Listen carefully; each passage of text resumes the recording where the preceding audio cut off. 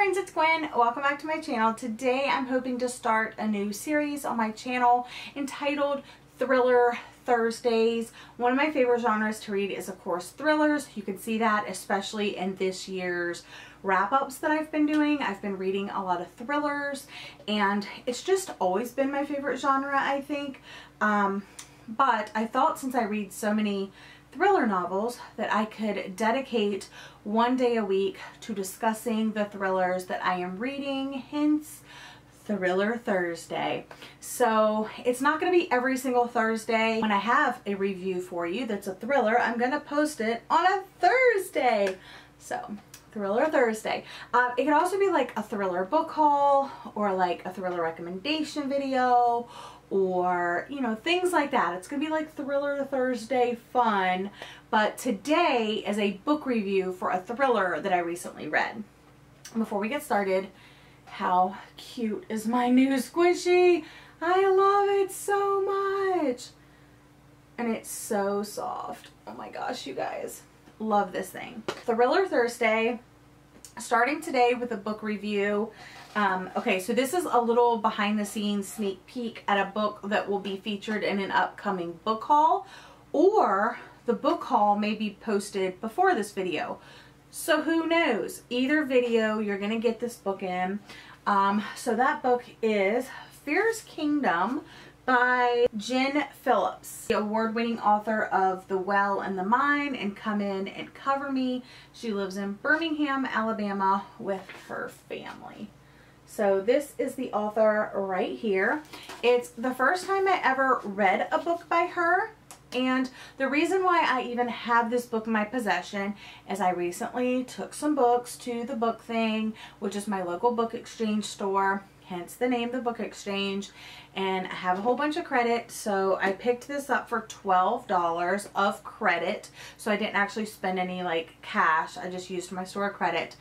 So when I see Book of the Month books in the store, I've picked up several, I've hauled several, I am always intrigued. So if I see the cover with the book of the month, or I see it right here, or even the back sometimes, if I see a book of the month book in the store, I definitely pull it out and read the synopsis or pull it up on Goodreads and look at it, because I feel like not only am I getting them for free, but they're pre-curated, if you know what I'm saying.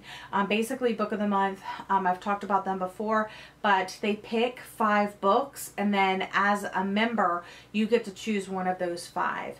And I don't know if they've increased it or they've just added a YA category, but basically I think they have 5 books, maybe a YA category. You pick one of those, but they've been like pre-curated of some of the best releases of that month.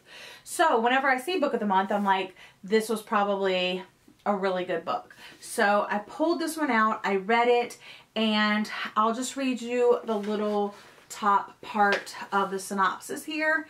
Oh, and by the way, this retails for $25 and I got it for $12 in store credit.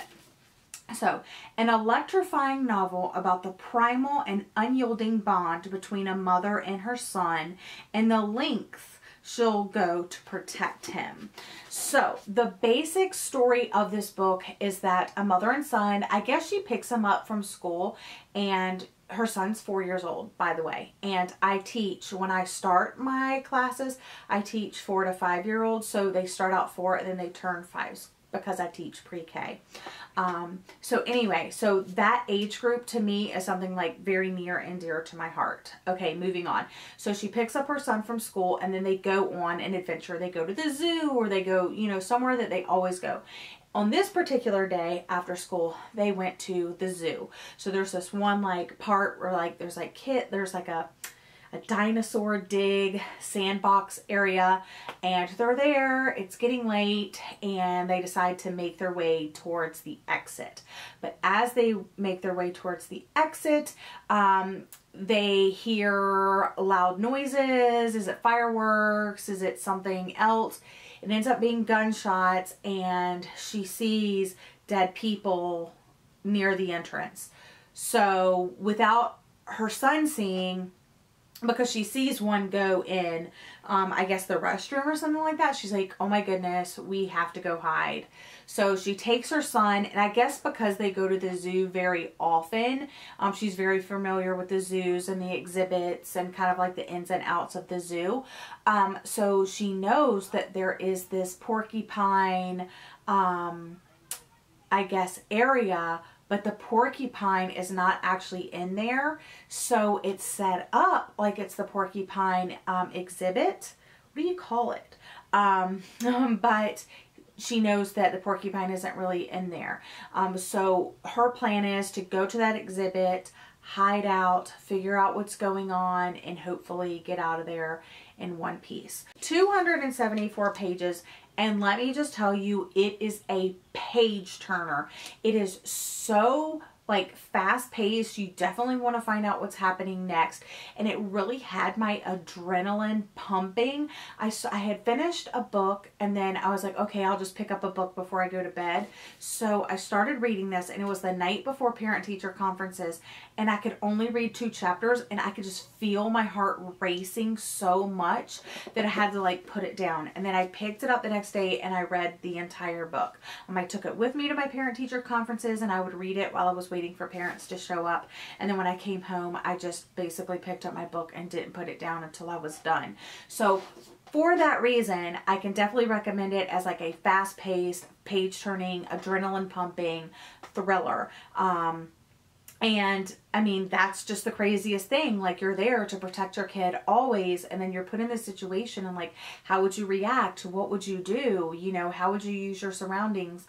And I really liked the premise and the story and most of the characters and stuff like that. Now, I do have some downsides to it, so I'll go ahead and just let you know that I rated this 3 out of 5 stars. Even though I rated it 3 out of 5 stars, I think there's going to be readers out there that definitely rate it higher, and there's going to be readers out there that definitely rate it lower. I rated it 3 stars for a couple of different reasons, so I want to go ahead and get into those reasons. So I'm going to set my book over here. I've also been doing a really good job of keeping notes in this bullet journal, I guess. I don't know how to say the brand, but that is the brand, and it is a dot grid little notebook, and I've been, ever since I got it, I've been keeping track of the books that I'm reading, and like my star rating and my first impressions and character lists and you know, all of that. So it's really helpful for reviews and stuff like that. And plus, I did write, basically everything I'm going to tell you is in my Goodreads review, so if you've already seen that, this will probably be pretty repetitive for you. Okay, so Fierce Kingdom by Jen Phillips, I gave 3 stars. I said it's a page turner until the end. I could actually feel my heart racing as I sped through the chapters to find out how things would turn out. And like I said, I'm sure this is like every parent's nightmare come to life. The basic story is a mother and child get trapped in the local zoo when an armed gunman go on a killing spree. So Joan is the mother and Lincoln is her son. Let's see, they're the main characters, but we also meet 2 other people like end up, and then we also get to know the gunman. Most of the story is told through Joan's point of view, and let me pull this back out so I can show you. In Joan's point of view, you could tell you're reading from her point of view because her chapters have the time. So it actually started, the story started at 4:55 p.m.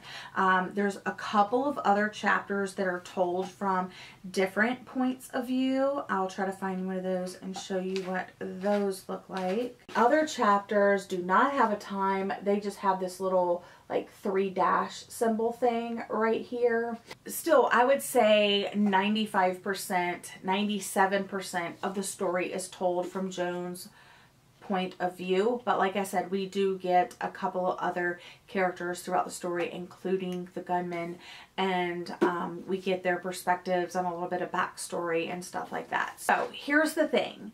You're at the zoo, there's armed gunmen, and I think with that being implied that these gunmen are on a hunt for not only people and animals, there's certain things that can be implied. Right? I mean, do you agree with me with that? I definitely think there's going to be people that die. I definitely think there's going to be animals that die. And For me personally, I don't need it laid out blow by blow in a graphic fashion.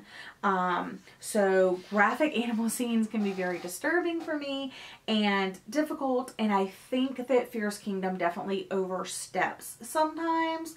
There's an example on page 59 where some animals die, and it just goes literally into detail, how they got shot, what it looked like, everything. And I just didn't think that was necessary.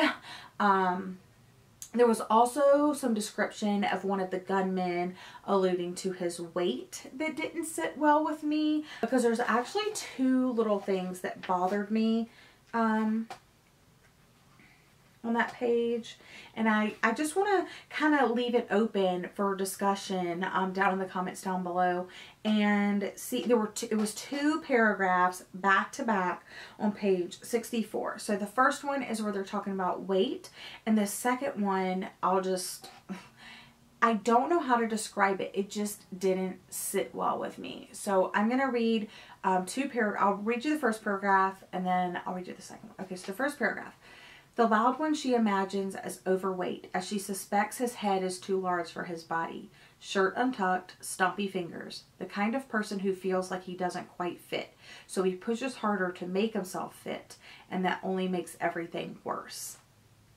So, this is the main character, Joan, imagining overweight, head too large for his body, shirt untucked, stumpy fingers. All of that just bothered me, because it's not like she saw the person and she was saying what she saw. She was assuming by his voice what he would look like. So that bothered me. And then the overweight and the head and all that fitting all those descriptors together, I didn't like it. Okay. Second paragraph on this page also really bothered me. She doesn't picture them as Arabic. She's been wondering, of course, but they do not sound like that kind of terrorist. They sound like young, obnoxious white men. Aren't they always young white men? And she is not sure whether this makes them more or less dangerous than fanatics on a jihad. So, I also did not feel good about that. And like with the graphic animal scenes, because I think that a lot of it could have been implied, and some of it is kind of like they hear things or they see things after and they're kind of like glanced over, but some of them is they see them and they go into depth about everything. But this, the overweight person that she's imagining, and this whole, she doesn't picture them as Arabic, that whole paragraph, those don't have to be in here at all. Those don't make or break the story at all. So why are they in here? I don't understand. So you're just there to offend people for like no reason at all. So that really pisses me off. And like I said, it just didn't sit well with me. So let me know what you think about one, both, or none, if you don't want to say. But yeah, I'm really interested if that sits well with you, if it makes sense. If it doesn't, what do you think about that? And then, okay, so even when something came up with an animal and it wasn't like graphic per se, Joan made a comment like she wondered if people ever made coats from it. So there was this one animal that she was describing that was kind of going through this like mourning thing, and she talked about its coat, and she goes, oh, it looks so soft. I wonder if people ever make coats from that. And I was just like, wow, I'm not here for that. Like, I'm pissed off at Joan. I'm pissed off at the author. Like, oh my gosh. Final thoughts of this book is, if several graphic animal scenes were alluded to instead of laid out for the reader, and a few other seemingly non-essential disturbing bits unrelated to the main plot / conflict, most were backstory bits. So this is another animal scene. I don't remember. I think it was one of the side characters, their father used to do something to basically torture cats. And I didn't appreciate that either. and it was just kind of like glanced over, and it was also mentioned in the acknowledgments page, I think, or I'm assuming, I don't know. It was disturbing. Were changed or handled differently, this would have easily been 4, maybe 5 stars. So the story, the heart pumping, the, you know, cat and mouse game, the interaction of the characters, and just everything. And the mother and the child had a really good like relationship, and the child really did seem 4 years old. And I'm not saying that the main character didn't make stupid decisions throughout the course of the story, but I think that anybody wouldn't necessarily coherently be like on top of their game in that situation. So when she threw away her cell phone, yeah, it was kind of like, crap, why did you do that? But I think that overall it was a very interesting story, and there were some good choices made.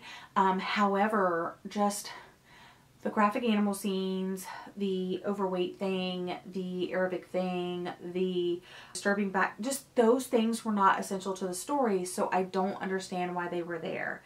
So if that wasn't in there, it could have been a 4 or 5 star book. But I think that depending on how that bothers you as a reader, that will sway your rating one way or another. So, and also, the last thing that I will mention is that there are kind of like some loose threads that don't totally get wrapped up. One in particular that stands out to me, I want to know what happened with that one thing. But there were some others too, but I didn't care as much about those as I did like that one thing.